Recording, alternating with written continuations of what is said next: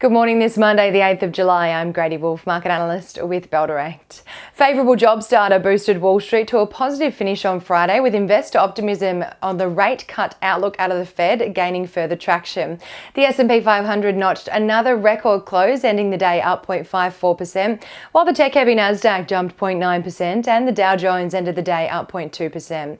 Non-farm payrolls for June saw 206,000 jobs added to the US economy, but the US unemployment rate ticked up to 4.1%, which was higher than economists' expectations of a flat reading and indicates further loosening of the tight US labour market. Over in Europe, markets closed mixed on Friday as investors assessed the key outcomes of key parliamentary elections in the region. The STOXX 600 fell 0.22%, Germany's DAX gained 0.14%, the French CAC fell 0.26%, and in the UK, the FTSE 100 ended the day down 0.45% as investors responded to the result of the UK's general election, where the opposition Labour Party won a vast majority, unseating the Conservatives after 14 years.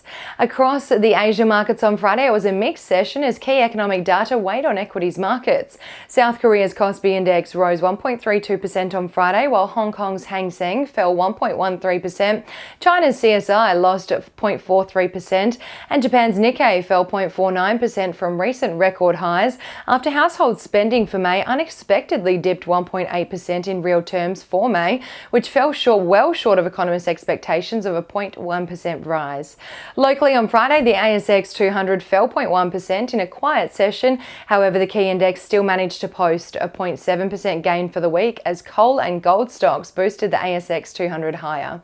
Miners weighed on the key index on Friday amid the sliding price of iron ore, and the big banks each posted a decline too.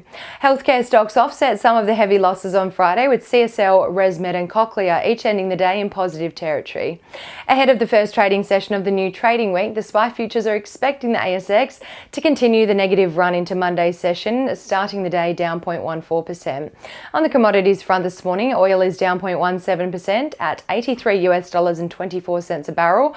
Gold is down 0.2% at $2,386 an ounce, and iron ore is down 1.55% at $111.31 a tonne. The Aussie dollar has strengthened by 67 US cents, 108.41 Japanese yen, 52.7 British pence, and 1 New Zealand dollar and 10 cents. And now let's dive into some trading ideas for your consideration this Monday. Bell Potter has initiated coverage of Percheron Therapeutics with a speculative buy rating and a price target of 14 cents per share, with the analyst saying it is a high-risk, high-reward outlook for the company.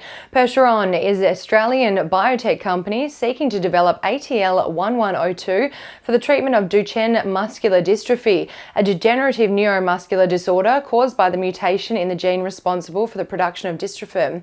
The company's next catalyst is the release of headline data from the Phase 2b clinical trial due in the second half of CY24.